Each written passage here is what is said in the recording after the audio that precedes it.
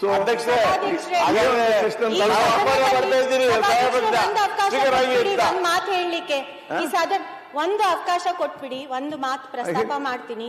ನೀವು ಇಷ್ಟು ದಿನದಲ್ಲಿ ಸದನದಲ್ಲಿ ಬಹುಮುಖ್ಯವಾದ ಚರ್ಚೆಗಳು ನಡೆದು ಹೋಗಿದೆ. ಆದ್ರೆ ಇಲ್ಲಿವರೆಗೂ ಒಂದು ಮಹಿಳೆಯರ ಬಗ್ಗೆ ವಿಚಾರ ನಾವು ಎತ್ತಲಿಕ್ಕೆ ಪ್ರಯತ್ನ ಮಾಡ್ತಾ ಇದೀವಿ 2-3 ದಿನದಿಂದ. ಜಾತಿ ನಿಂದನೆ ಆಗಿ ಹೋಗಿದೆ. ಅದ್ರ ಬಗ್ಗೆ ನೀವು ಅದು ಮುಖ್ಯವಾದ ವಿಚಾರ ಅಲ್ವಾ ಈ ಸದನಕ್ಕೆ? ಅದನ್ನ ಚರ್ಚೆ ಮಾಡೋಕೆ ನಮಗೆ ಅವಕಾಶ ಕೊಡೋದಿಲ್ವಾ? ವಿರೋಧ ಪಕ್ಷದವರು ಅದಕ್ಕೆ ಏನು ಹೇಳೋದಿಲ್ವಾ? ಯಾವಾಗ ಅದು ಚರ್ಚೆಗೆ ಬರುತ್ತೆ? ಎಲ್ಲದೂ ಬಹುಮುಖ್ಯ ವಿಚಾರ. ಆದ್ರೆ ಮಹಿಳೆಯರ ವಿಚಾರ ಬಂದಾಗ ಈ ಸದನದಲ್ಲಿ ಧ್ವನಿ ಎತ್ತಲಿಕ್ಕೆ ನೀವು ನಮಗೆ ಅವಕಾಶ ಕೊಡ್ತಿಲ್ಲ. ಅವ್ರು ಗಪ್ಚುಪ್ಪಾಗಿ ಕೂರ್ತಾರೆ. ಆಯ್ತು, ಈಗ ನಾನು ಹೇಳ್ತೇನೆ. ಒಂದ್ಸಲ ನಾರಾಯಣ ಸ್ವಾಮಿ ಅವ್ರದ್ದು ಮಾಗಿ ಮುಗಿಸ್ತೀನಿ. ಈಗ ನಯನ ಮೊಟ್ಟಮ್ಮರವ್ರೆ, ಯಾವಾಗ ನೀವು 3 ದಿವಸ ನಂತರ ಕಾಲಿಂಗ್ ಅಟೆನ್ಷನ್ ಕೊಟ್ಟಿದ್ದೀರಿ, ಅದನ್ನು ಮರುದಿವಸ ಅದನ್ನು ಹಾಕಿದ್ದೇನೆ ಚರ್ಚೆಗೆ. ಅವಕಾಶ ಕೊಡ್ಲಿಲ್ಲ ಅಂತಲ್ಲ, ಅಲ್ಲಿ ಚರ್ಚೆ ನಾನು ಹೇಳ್ದೆ ಕೇಳಿ. 69 ಕೊಟ್ಟಿದ್ದೇವಲ್ಲ ನಿಮ್ಗೆ. ಅದನ್ನ ಕೇಳ್ತಾ ಅದನ್ನಲ್ಲ, ಸಾರಿ, 69 ನೀವು ಯಾವಾಗ ಕೂತ್ಕೊಳ್ಳಿ, 1 ಸೆಕೆಂಡ್ ಕರೆಕ್ಟ್ ಆಗಿ ಕೇಳಿ. 3 ದಿವಸ ಸೆಷನ್ ಸ್ಟಾರ್ಟ್ ಆಗಿ 3-4 ದಿವಸದ ನಂತರ ಕಾಲೇಜ್ 69 ಕೊಟ್ಟಾಗ ಇವತ್ತು ಸಂಜೆ ಕೊಟ್ಟಿದ್ರೆ ನಾಳೆ ಬೆಳಿಗ್ಗೆ ಅದನ್ನು ನಾವು ಎಜೆಂಡಾದಲ್ಲಿ ಹಾಕಿದ್ದೇನೆ. ಎಜೆಂಡಾ ಬಂದಾಗ ಚರ್ಚೆ ಕೂಡ ಅದು ಬಂತು. ಚರ್ಚೆಗೆ ಬಂದ ಸಂದರ್ಭದಲ್ಲಿ 4 ಜನ ಎದ್ದುಕೊಂಡು ನನಗೆ ಕೂಡ ಇಲ್ಲಿ ಮಾತ್ರ ನನಗೆ ಅರ್ಥ ಆಗುದಿಲ್ಲ ಏನು ಕೇಳುವಂಥದ್ದು.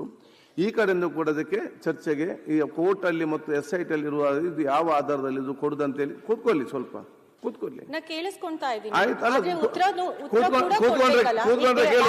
ಹಾಗೆಲ್ಲ ಕೂತ್ಕೊಂಡ್ರೆ ಕೇಳುದಿಲ್ವಾ? ನಿಂತರ ಮಾತ್ರ ಕೇಳುದಾ?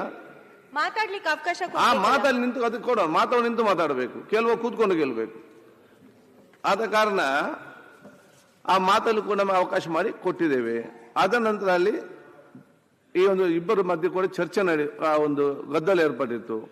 ಅದಕ್ಕಾಗಿ ನಾವು ಬಹುಶಃ ಅಲ್ಲಿ ಕೂತ್ಕೊಂಡದ್ದು ಚರ್ಚೆ ಮಾಡಿದ್ದೇವೆ. ಕೊಡ್ಲಿಕ್ಕೆ ಅವಕಾಶ ಒಂದು ನಿಮಿಷ ಅವರು ನೋಡಿ, ಅವರು ಸದಸ್ಯರಾಗಿ ಕ್ಲಾರಿಫೈ ಕೇಳಿದ ಅವ್ರದ್ದು ಜವಾಬ್ದಾರಿ ಅಲ್ಲ, ಕೊಡ್ಬೇಕು. ಚರ್ಚೆ ನಡೆದು ಈ ಸಂಬಂಧಪಟ್ಟಾಗೆ ನಾವು ತೀರ್ಮಾನ ಮಾಡುವಂತ ಹೇಳಿಕೊಂಡು ನಾವು ಸಭೆ ಮುಂದಾಕಿ ನಿನ್ನೆ ಕೂಡ ಎಜೆಂಡಾದಲ್ಲಿ ಬಂದಿದೆ. ಅದು ನಿನ್ನೆ ಎಜೆಂಡಾ ಎಲ್ಲಿ ತನಕ ಮುಟ್ಟಿದೆ ಅಂತ ಹೇಳಿದ್ರೆ ನಮಗೆ 169 ಕೂಡ ತಕೊಂಡು ಬರ್ಲಿಕ್ಕೆ ಆಗ್ಲಿಲ್ಲ. ಒಂದ್ ಸೆಕೆಂಡ್ ಕೂತ್ಕೊಳ್ಳಿ, ನಾನು ಮುಗಿಸ್ತೇನೆ. ಮಹಿಳೆಯರು ಇಡೀ ರಾಜ್ಯಕ್ಕೆ ಸೇರಿದವರು, ಬರೀ ಉತ್ತರ ಕರ್ನಾಟಕ, ದಕ್ಷಿಣ ಕರ್ನಾಟಕ ಆಯ್ತು. ಆದ ಕಾರಣ ನೋಡಿ, ಎಜೆಂಡಾ ನಿನ್ನೆ ನಮ್ದು ಎಜೆಂಡಾ ಏನಿತ್ತು ಅಂತ ಹೇಳಿದ್ರೆ ಬೇರೆ ಬೇರೆ ಸಬ್ಜೆಕ್ಟ್ ಎಲ್ಲ ಬಂತು. ನಮ್ಗೆ ಈ ಒಂದು 69 ಮುಂಚೆ ಒಂದು ವಕ್ಫ್ದೊಂದು ರಿಪ್ಲೈ ಆಗಬೇಕಾಗಿದೆ. ಅದರ ಸರಿ ಮುಖ್ಯಮಂತ್ರಿ ಒಂದು ರಿಪ್ಲೈ ಆಗಬೇಕು. ಅದ್ರ ಜೊತೆಲಿ ನಮ್ಮ ರೆವೆನ್ಯೂ ಮಿನಿಸ್ಟರ್ ಇದಕ್ಕೆ ಅದರ ನಂತರ ಈ ಎಜೆಂಡಾದಲ್ಲಿ ಬರುವಂತ ವಿಚಾರ ಸಭಾಧ್ಯಕ್ಷರೇ, ನಾನು ಒತ್ತಾಯ ಮಾಡ್ತೀನಿ, ಈ ಬಾರಿ ವಿರೋಧ ಪಕ್ಷದವರು ಮತ್ತೆ ನೀವು ನಮ್ಮ ಮೇಲೆ ಸ್ವಲ್ಪ ಮಹಿಳಾ ಶಾಸಕಿ ಧ್ವನಿ ಎತ್ತುತ್ತಾ ಇದ್ದಾರೆ. ನಿಜವಾಗ್ಲೂ ಪ್ರತಿಯೊಬ್ರು ನಮ್ಮ ಪಕ್ಷದವರು, ಆಡಳಿತ ಪಕ್ಷದವರು, ಇಬ್ರು ಕೇಳಿಸ್ಕೋಬೇಕಾಗಿದೆ.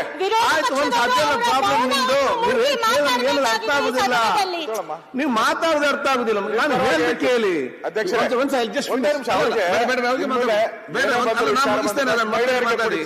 ಈಗ ಅವ್ರು ನೋಡಿ, ಚರ್ಚೆಗೆ ಅವ್ರು ಎಲ್ಲಿ ಕೂಡ ಬೇಡ ಅಂತ ಹೇಳಿಲ್ಲ. ನಾವು ಮೀಟಿಂಗ್ ಆದಾಗ ಚರ್ಚೆಗೆ ಅವ್ರು ರೆಡಿ ಇದ್ರು. ಆದ್ರೆ ನಿಯಮ ಪ್ರಕಾರ ನಿಮ್ಗೆ ಕೊಡ್ಲಿಕ್ಕೆ ಆಗ್ತದೆ ಇಲ್ವಾ ಅಂತ ಕೊಡ್ಬೇಕು. ಮತ್ತೆ ನಾಳ್ದು ಎಲ್ಲ ಯಾವುದೇ ಅವಕಾಶ ಬಂದರೂ ಕೂಡ ನಮ್ಗೆ ಕೂಡ ಅದೇ ರೀತಿ ಅವಕಾಶ ಕೊಡ್ಕೊಡ್ಬೇಕು ಕೇಳಿದ್ದಾರೆ. ಅದಕ್ಕಾಗಿ ನಾನು ಕೂಡ ಇವತ್ತು ನಮ್ಮ ಅಧಿಕಾರಿ ಮತ್ತು ನಾವು ರೂಲ್ಸ್ ಅಂಡ್ ರೆಗ್ಯುಲೇಷನ್ ನಾವು ನೋಡಿದ್ದೇವೆ. ಒಂದು ವಿಚಾರ ಏನಿದೆ ಅಂತ ಹೇಳಿದ್ರೆ, ನಿನ್ನೆ ಸ್ಟಾರ್ಟ್ ಆಗಿ ಮತ್ತೆ ಅರ್ಧದಲ್ಲಿ ಬಾಕಿ ಆದದ್ದು. ಎರಡನೇದು ನಿಯಮ ಪ್ರಕಾರ ಏನಿದೆ, ಇವತ್ತು ನಮ್ಮ ಪೇಜ್ 1191 ಅಲ್ಲಿ practice and procedure parliament by M Kaul and Shettar, ಇದರಲ್ಲಿ ಯಾವುದೆಲ್ಲ ತನಿಖೆಯಲ್ಲಿದೆ ಅದರ ಬಗ್ಗೆ ಮೆಂಬರ್ಸ್ ಅದರ ಬಗ್ಗೆ ಒತ್ತಾಯ ಮಾಡಿ ಚರ್ಚೆ ಮಾಡಬಹುದು. ಮತ್ತು ಚರ್ಚೆ ಮಾಡುವಾಗ ಅದು ಬೇರೆ ಯಾವುದೋ ಕೂಡ ಅಲ್ಲಿ ಕೋರ್ಟಲ್ಲಿ ಮತ್ತಿರುವಂಥ ಅಡಚಣೆ ಆಗಬಾರ್ದು. ನಾನು ಓದಲಿಕ್ಕೆ ಹೇಳ್ತೀನಿ. It is well established rule that discussion on a matter which is sub judice is out of order, and it has been held that a matter is not sub judice until legal proceedings have actually started. However, having a regard to the public importance of the issue and in a view of consistent demand by the members of various political parties or groups, the Speaker may permit a discussion on a sub judice matter where a discussion on a sub judice matter is permitted. The Speaker always cautions the members not to say anything which may prejudice the course of action of the matter before the court in any manner. The question whether a particular matter sub judice is decided by the Speaker on the merit of each case. ಆದ ಕಾರಣ ಇಲ್ಲಿ ಕೊಡಬಾರ್ದಂತ ಏನೂ ಇಲ್ಲ, ನೀವು ಕೂಡ ಕೊಡಬೇಡ, ನೀವು ಕೂಡ ಇಲ್ಲಿ ಕೂಡ ಹೇಳಿಲ್ಲ. ಅದಕ್ಕೆ ನಾಳೆ ಬೆಳಿಗ್ಗೆ ಬಹುಶಃ ನಾರಾಯಣ ಮೋಟಮ್ ಅವರಿಗೆ ಅದಕ್ಕೆ ಮಾತಾಡಲಿಕ್ಕೆ ನಾವು ಅವಕಾಶ ಕೊಡ್ತೇನೆ. ಮಧ್ಯಾಹ್ನ ಅಟ್ಲೀಸ್ಟ್ ಕೊಟ್ಬಿಡಿ ಪ್ಲೀಸ್. ಎದ್ದೇನ ಮುಗಿಸ್ಬೇಕಲ್ಲ. ಈಗ ನಾವು 9 ಗಂಟೆಗೆ ಸೆಷನ್ ಕರೆದದ್ದು, ನಿನ್ನೆ ಚರ್ಚೆ ಆಗಿ ಇದನ್ನು ಆಯ್ತು ನಿಮಗೆ ಚರ್ಚೆ ನೋಡಿ ಎಜೆಂಡಾ ಇದೆ. ಈಗ ಹೆಲ್ತ್ಗೆ ಅವಕಾಶ ಕೊಡ್ತೀರಾ ಅಂತ ಯಾಕೆ ನಾವು ಆಡಳಿತ ಪಕ್ಷದವರಾಗಿ ನಾವು ಪ್ರಶ್ನೆ ಮಾಡೋದಿಲ್ವಾ ಅವರಿಗೆ? ಅವ್ರು ಹೇಳಿದ್ದಕ್ಕೆ ಅಲ್ಲ, ಹೇಳಿದ್ರ ಜೊತೆಗೆ ಆಮೇಲೆ ಅಲ್ಲ ಒಂದು ಆಡ್ ಮಾಡ್ತೇನೆ ಅಷ್ಟೇ. ಅವರು ಒಂದು ವರ್ಡ್ ಆಫ್ ಕಾಷನ್ ಅನ್ನ ತಾವು ಇಂಟ್ರೊಡ್ಯೂಸ್ ಮಾಡಬಹುದು. ವ್ಯಕ್ತಿ ಬಗ್ಗೆ ನೇರವಾಗಿ ಉಲ್ಲೇಖ ಮಾಡದೆ ಮಹಿಳೆಯರು ಯಾವ ರೀತಿ ದುರುಪಯೋಗ ಆಗ್ತಾ ಇದ್ದಾರೆ, ಮಹಿಳೆಯರ ಮೇಲೆ ಶೋಷಣೆ ಹೇಗೆ ಆಗ್ತಾ ಇದೆ, ಆ ಮಹಿಳೆಯರನ್ನೇ ದುರುಪಯೋಗ ಮಾಡಿಕೊಂಡು ಸಮಾಜದ ಸ್ವಾಸ್ಥ್ಯವನ್ನ ನಾವು ಹೇಗೆ ಕೆಡಿಸ್ತಾ ಇದ್ದೇವೆ, ಆ ವಿಷಯದ ಬಗ್ಗೆ ಮಾತಾಡಿದ್ರೆ ಎಲ್ಲೂ ಕೂಡ ಎನ್ಕ್ವೈರಿಯನ್ನ ಪ್ರೆಜುಡ್ಯೂಸ್ ಮಾಡಿದಾಗೆ ಆಗೋದಿಲ್ಲ. ಅವರು ಮಹಿಳೆಯರ ಯಾವ ರೀತಿ ಮಹಿಳೆಯರ ದುರುಪಯೋಗ ಆಗ್ತಾ ಇದೆ, ಮಹಿಳೆಯರೇ ಹೇಗೆ ದಾಳವಾಗಿ ಉಪಯೋಗಿಸಿ ಬೇರೆ ಮಹಿಳೆಯರನ್ನ ಅದರಿಂದ ತೊಂದರೆಗೆ ಸಿಕ್ಕಿಸ್ತಾ ಇದ್ದಾರೆ, ಈ ದಾಟಿಯಲ್ಲಿ ಮಾತಾಡಿದ್ರೆ ಎಲ್ಲೂ ಕೂಡ ಅದು ಈಗ ಸಬ್ ಜುಡಿಸ್ ಪ್ರಶ್ನೆ ಬರೋದಿಲ್ಲ, ಯಾಕಂದ್ರೆ ಇನ್ನೂ ಜುಡಿಷರಿಗೆ ಚಾರ್ಜ್ ಶೀಟ್ ಹೋಗಿಲ್ಲ.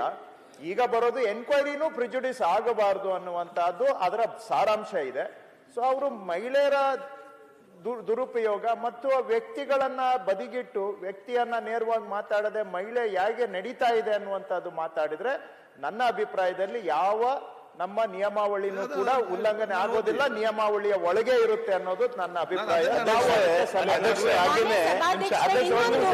ಇದು ನಿಜವಾಗ್ಲೂ ಚಿಂತಾಜನಕವಾದ ಪರಿಸ್ಥಿತಿ. ಯಾಕಂದ್ರೆ ಇದು ಅತ್ಯಾಚಾರ, ಅಪವಾದನೆ ಅಥವಾ ಆರೋಪ ಇರೋದು ವಿಕಾಸಸೌಧದಲ್ಲಿ ನಡೆದು ಹೋಗಿದೆ ಅಂತ. ಒಂದ್ ನಿಮಿಷ ಅವರೆಲ್ಲ ಮಾತಾಡ್ಲಿಕ್ಕೆ ಅವಕಾಶ ಕೊಡಿ.